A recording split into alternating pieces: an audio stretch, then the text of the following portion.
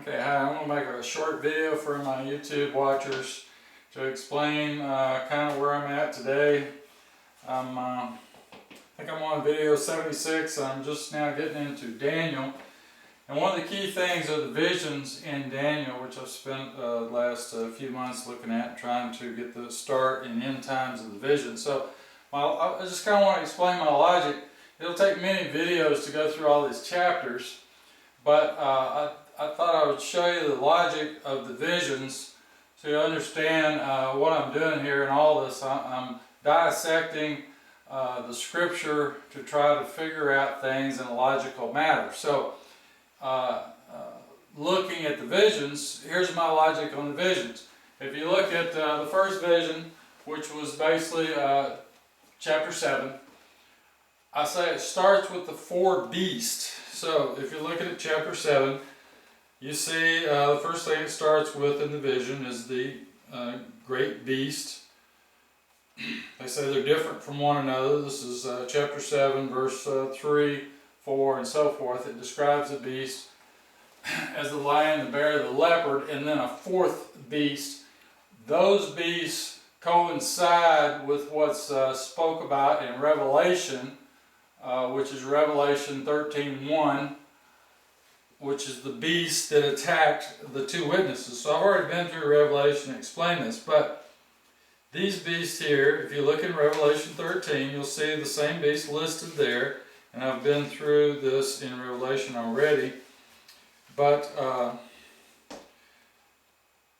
this is a key thing that ties in. So his first vision, actually in chapter 7, was actually all about these events that happened, the two witnesses being conquered.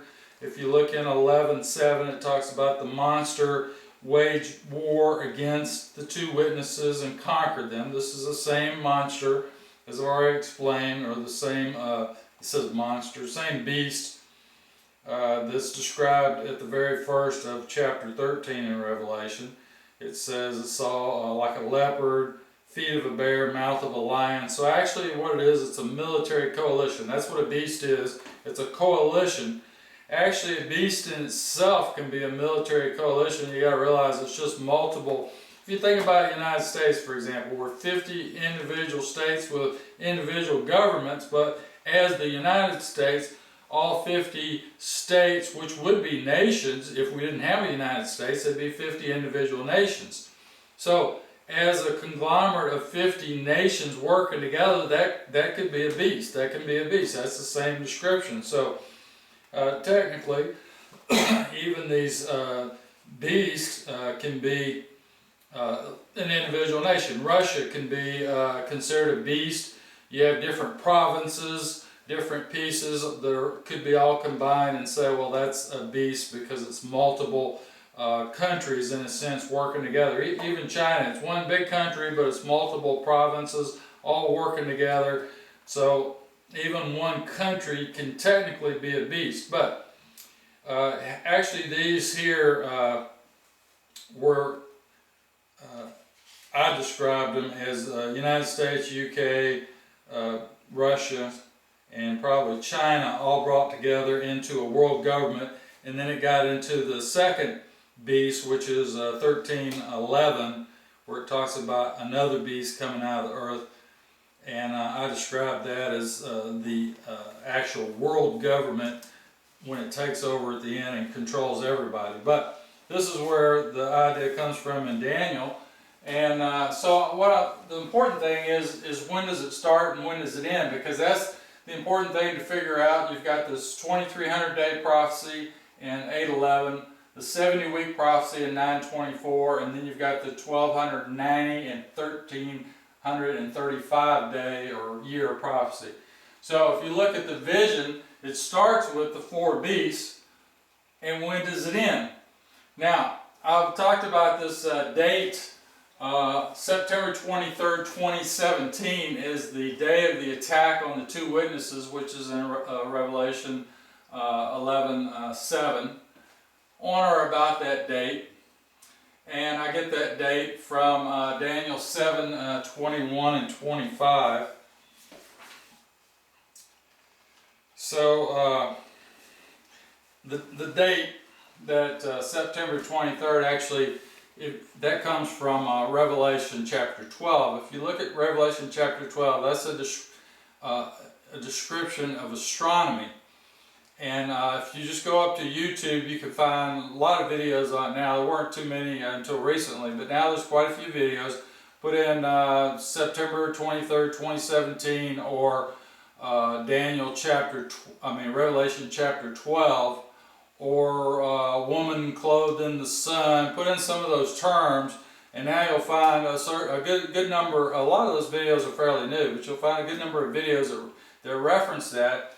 And what they're using is a software in astronomy. You can go up and you can look at how the stars in the sky and correlate those to a specific date. So the date that it's telling you, the woman clothed in the sun, is a date when you're looking at Virgo and the sun is over her shoulder, the moon is below the foot, and in fact, this whole part in Revelation 12 about her travailing with a child, you should look at that. That's just amazing when you look at it. It's Jupiter, okay, and it just makes perfect sense. You have 12 stars, which is another constellation overhead, plus which is like 8 stars plus 3 planets or something like that. And you look at it, so it fits what it says in Revelation chapter 12. And then it's correlated to astronomy. It only happens, in fact, the window of that time where you can see that is only about 3 days. So it's like the 22nd, 23rd, 24th, I think. Those are the only days when you have that alignment. And people have gone way back 2,000 years, all the way up to 2,000 years in the future, looking to see if that alignment, that exact alignment, happens at any other time, and they can't find it. So I would say I've confirmed that date. I don't know anything about astronomy to an extent that I could go up and look at what they've done, but there's enough videos on YouTube now where you can see that they're looking forward and back, so you can see that from multiple people that they all agree that only correlates to 1 day. So that date in chapter 12 is referring back to 11:7, which is the attack on the 2 witnesses. Okay. Now, in Daniel 7:21 is here it is again. It says, continue watching, and that horn made war with the saints. Okay, so it's talking about the beast or the king, which is in control of the beast, the one that's doing the work, the king. He made war with the saints and defeated them. The saints he's talking about are the 2 witnesses in in Revelation chapter 11. So, and again in 25. Says the same thing over in 25. Okay, here it is. It will also speak in opposition to the highest and persecute the saints of the Most High. Okay, so I think that date when they're going to be attacked, which correlates to what it says here in Daniel, is September 23rd, 2017, and the vision ends when the saints take control of the empire and possess it forever, which is again described in 7:18. Okay. Says, in 17 it says, those 4 great beasts, the ones we just covered, are 4 empires which will be established on earth. The saints of the Most High will afterwards take the empire. Okay, so the 4th empire is in control of the other ones. The exact same thing that you get in Revelation 13. Okay, take the empire and possess it forever and forever and ever. Okay, that's pretty definitive. Again, in 7:27, it says, it says, then the tribunal will sit, and its dominion will be terminated and destroyed and abolished completely when the empire and dominion and grandeur of the empire under the whole heavens will be given to the holy people of the Most High. His empire is an eternal empire, and all dominions shall be subject to and serve him. That's the end of these affairs. So He's talking about the basically the millennium period, New Jerusalem. Once that war is over, that'll be Judgment Day. He'll take that empire and then he'll rule over it from then on. So that's the end of the vision. So the vision is an end time vision of what's in Revelation, which I've already gone over in great detail. Now, if we go up to the 2300 day vision in 8:14, the thing about, this might seem odd to some people, but you got to realize that in chapter 8, 9, 10, and 11, all four of these chapters are all talking about the same event. This is the event basically around the time when Antiochus Epiphanes was in control of the area, in control of Jerusalem, and he sacrificed a pig on the altar and basically ended the sacrifice and all that, and perverted the temple and put up a statue for Zeus and started worshiping that, I guess. So at any rate, that whole time period really only covers 2,300 days, which is literally days, because that's a period of about 6 years, 4 months, and 20 days. Of course, you got to remember we're talking back then 360-day years, not 365-day year and a quarter like we use now. So 2,300 days back then. I mean, how else would you say it? You got 4 chapters that basically coincide with just that 2,300 day period that's described in 8:14. And it's all talking about this time when Antiochus Epiphanes was in control and basically attacked Jerusalem a couple of times. That's during the period of the Maccabees and so forth. And that's so they spent a lot of time on it. Yes, it doesn't.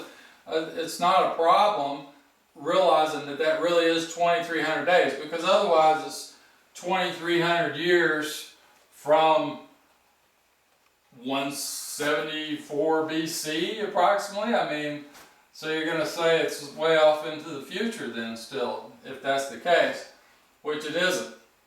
So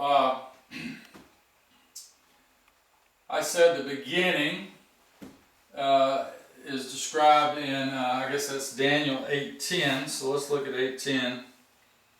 So the beginning is, it's talking about Antiochus Epiphanes, which is the little single horn which became splendidly great against the south and against the east.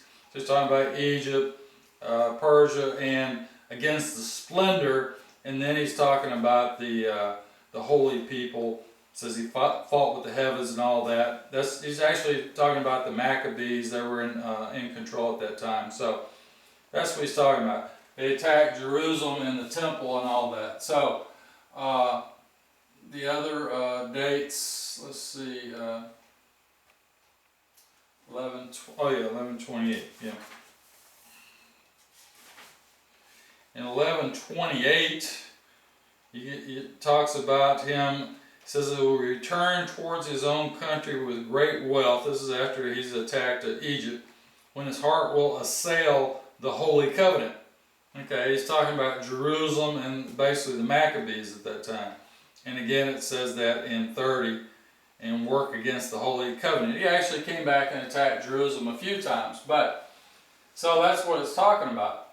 So that's the beginning of the 2,300 days, and then the end of the period is with the death of Antiochus Epiphanes in approximately 164 BC. So that period is 172 BC to 164 BC. It's a 6 year, 4 month, and 20 day or 2,300 day period. And I think that's what, logically, that makes perfect sense. It doesn't make any sense that it applies to the end time, although I realize people do, and they try to make it appear that it comes up in the end time, but I don't think it does at all. Because if you look at all this 8 through 11, it's all talking about that time period right then. It applies a lot of time in Scripture there to what's going on, and it's basically almost entirely talking about Antiochus Epiphanes and his attacks and all the things that he does during that period. So it really, but within that, then you have these other prophecies. Now, why do I say it ends with the death of Antiochus Epiphanes? Because If you look at what Gabriel said in 8:25, it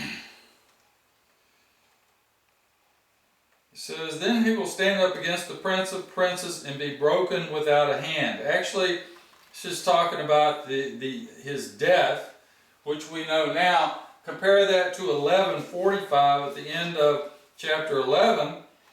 It talks about him proceeding in great fury to destroy and devote many, pitch his palatial tent between the seas on the glorious hill. That's Jerusalem. Then go to his reaping, and none can save him. Yes, well, we know from history that's when he died. So Gabriel extends that vision to his death 2 times there. That's where it goes. The end of the vision goes to his death. So that 2300 day period then makes perfect sense that it is in fact 2300 days. Now if we go to 9:24 in Daniel on the 70 weeks, the 70 weeks are weeks of years, because what it's talking about starts with the issue of the order to rebuild Jerusalem. That's what it says, okay? So know and comprehend, and this is 9:25, that from the issue of the order to restore and rebuild Jerusalem. So that's the beginning of the vision, or the time period that it's talking about. Not the vision, but the time period that the vision is about, okay? The issue of the order to rebuild Jerusalem was 457 BC, and we get that from Ezra 7:7. If you look over there, and if you study Ezra, you understand that there was actually 2 orders. There was an original order, and they started rebuilding the temple, and then they stopped. But then later, there was a second order, and this is the second order. And the temple did get rebuilt after that order, and it was finished, the rebuilding was finished around 408 BC. So the issue of the order it's talking about here, rebuild it, was a second order which was given in 457 BC. Okay? Now, if that's the case, if you add 490 years to that, you come up to 33 AD, which is the year Christ was killed on the cross. Now, it says it ends when the Messiah was slain. So,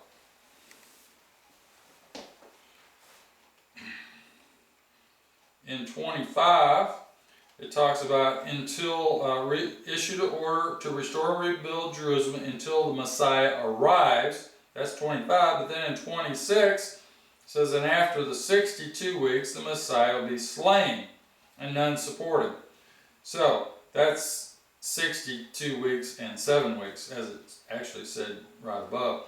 When the Messiah arrives, 7 weeks and 62 weeks. So that's 69 weeks. Okay. And then he says after 62 weeks, the Messiah will be slain. So it's the same.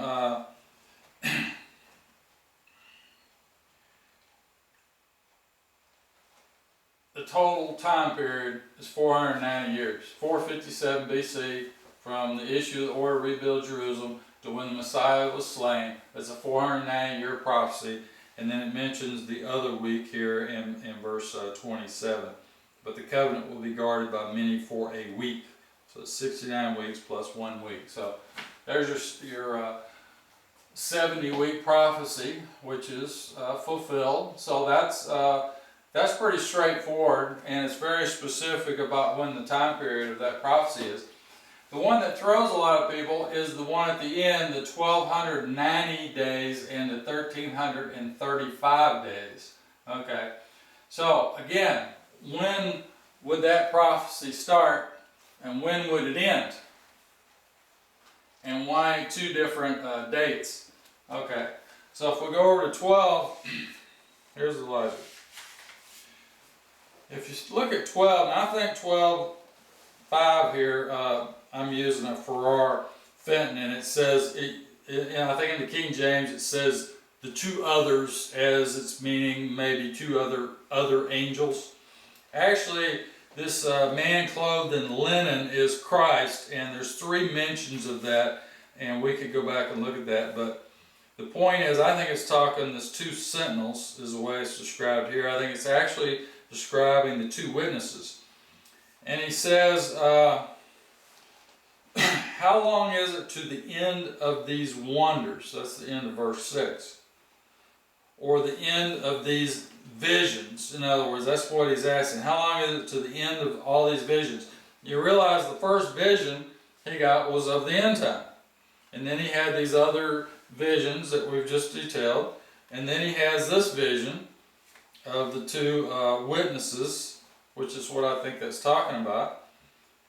And again, at the end of verse 7, when it talks about a period and a half, when they've completely broken to pieces the power of the holy people. Here again, I think that's the 3.5 year period that it's talking about, that combines with the two witnesses, which you can see in Revelation chapter 11. Again, he's saying all of these would be accomplished, meaning these visions, which or wonders, in chapter 6, you see. So that's what he's saying. So, when would be the beginning of all of these visions, the visions from chapter 7 to what it just finished with in basically 12:4, were all those visions? Then the beginning would be, I think, what it says in Daniel 9:2. If you go back to Daniel 9:2, that's the beginning of the visions. You remember the 70 years he was talking about in 9:2 was the 70 years that after Jerusalem was attacked by Nebuchadnezzar, they were supposed to return after 70 years, which I think he mentioned, he says, quotes Jeremiah in 9:2. So he's talking about when Nebuchadnezzar attacked Jerusalem, or if you look a little closer into history, actually the sacrifice ended under Jehoiakim's rule, which was 599 BC. So that's about 5 to 6 year different span between when Nebuchadnezzar actually attacked and when Jerusalem was finally conquered and all that. It looks like the sacrifice might have actually ended at 599 BC. And you'll look at that date up and Google that idea, you'll see that, that makes sense. That he might actually be talking about 599 instead of when Nebuchadnezzar actually attacked, which is kind of given to 604 BC. But 599 makes sense because if you take 599 BC and add 1290 to it, you come up with 691 AD. That's when the Dome of the Rock was completed. Okay, everybody knows what that is and where that is. And then if you add another 1335 to that years to 691, you get 2026 AD. Or if we used the 604 BC number, you would get approximately 2020 AD. Well, that kind of coincides perfectly with the September 23rd, 2017 date, because if the two witnesses are attacked after the 3.5 year period, and then there's another 3.5 year period, which we've gone through in Revelation already, that obviously after they were attacked, let's just kind of go back and look at that, because that's a key thing. People think, a lot of people talk about the rapture and all that. Okay, after they were attacked in chapter 11, it says they were called up here and all that, everybody knows that, and then you go into chapter 12, which I'm saying is all based on astronomy, and then you start talking about this beast in chapter 13, and it mentions in 13:7, the beast was allowed to wage war with the holy. Well, if all the holy are gone, then who's he making war with? See, the holy are not gone. The holy are still here. The holy, I think, in verse 7, 13:7, actually points back to the two witnesses, the attack on the two witnesses. Okay. However, if you keep going,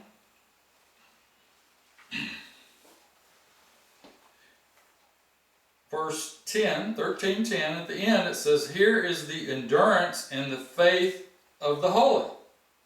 Well, if the holy are gone, then why is it still talking about the holy people? And then who are all these people that it's talking about that don't take the mark? Okay? So obviously, there's people here that didn't take the mark.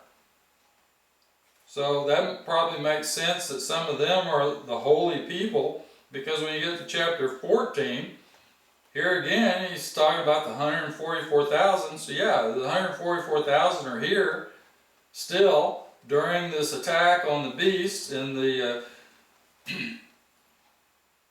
mark of the beast right there at the end of 13. They don't take the mark, blah, blah, blah. Just keep reading it. So then it talks about the 144,000. That's because they're still here. They're teaching. Okay? Trying to stand up. They're the standard. They're trying to show people, look, this is what's going on. You know, you can follow this government and this beast, which is a beast government. It's just a government, but it's a world government. So they're just saying you can follow that if you want and do all those things that they tell you to do, or, you know, you can follow the Lamb. What does 14:4 say? These are the followers of the Lamb wherever he goes. Okay? No falsehood was found in them. So these 144 here, they're still here. In 14:9, see, if anyone pays homage to the beast and his image and receives a mark, he shall also drink the wine of the fury of God, blah, blah, blah. He shall be tortured with divine fire. So, in other words, there's some people that aren't going to take the mark. Then in 12, however, there is consolation for the holy, those who keep the commands of God and the faith of Jesus. Okay, yes, they don't take the mark. They follow the commands of God.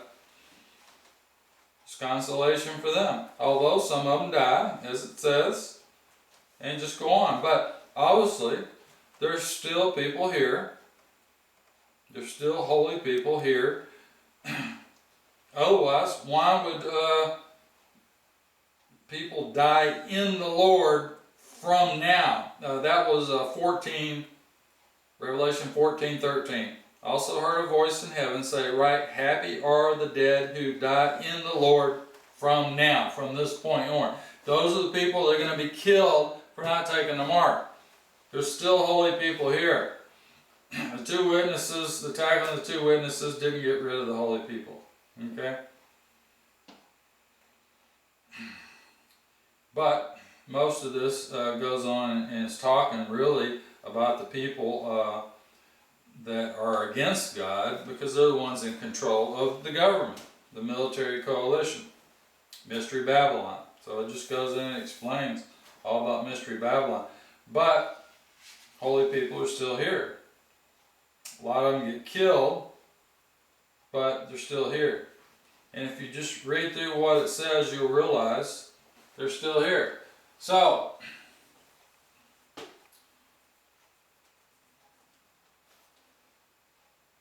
all I'm saying is that if you add those two sections together, 1290 and 1335, you get 2,625 years. The beginning of that would either be 604 or 599 BC, whichever date you want to use. And then the end of that prophecy would be when he comes back for Judgment Day. So,